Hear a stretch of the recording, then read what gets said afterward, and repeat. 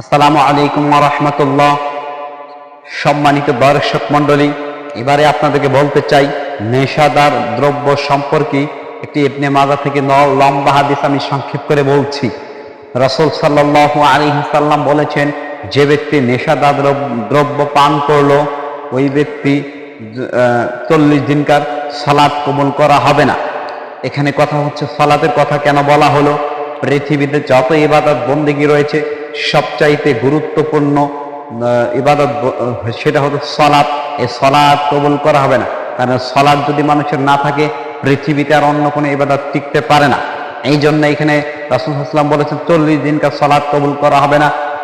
আজকে যদি একজন ব্যক্তি নেশাদার দ্রব্য পান করে আগামী 40 দিন ইবাদত কবুল হবে না, এবং তারপরে যদি ওই ব্যক্তি তওবা করে তাহলে তাকে মাফ করা হবে।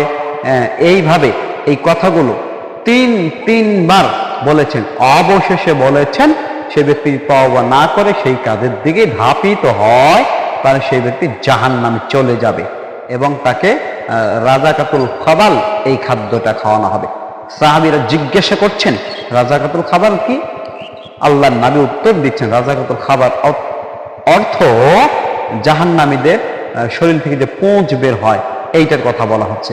এই নোংরা খাবার শুধুমাত্র নেশাদার দ্রব্য যারা পান করে থাকেন তাদেরকেই খাওয়াবেন, অন্য কাউকে নয়। অতএব যারা এইসব কাজের সাথে জড়িত রয়েছেন ফিরে আসার জন্য চেষ্টা করুন, এবং একদিন পান করবেন 40 দিনকে ইবাদত হবে না, আবার একদিন পান করবেন আগামী 40 দিনকার হবে না। এইভাবে যে আপনি পান করতেই থাকেন আর আপনি যদি তওবা না করেন তাহলে আপনার পুরো জীবনের ইবাদত কবুল হবে না। এই হাদিস দ্বারা এটাই তো ফুটে উঠে। অতএব যারা খাচ্ছেন তারা ভুল বুঝে যদি খেয়ে থাকেন সেখান থেকে তওবা করুন, ফিরে আসুন। এবার আমি নেক্সট ভিডিওতে আসছি।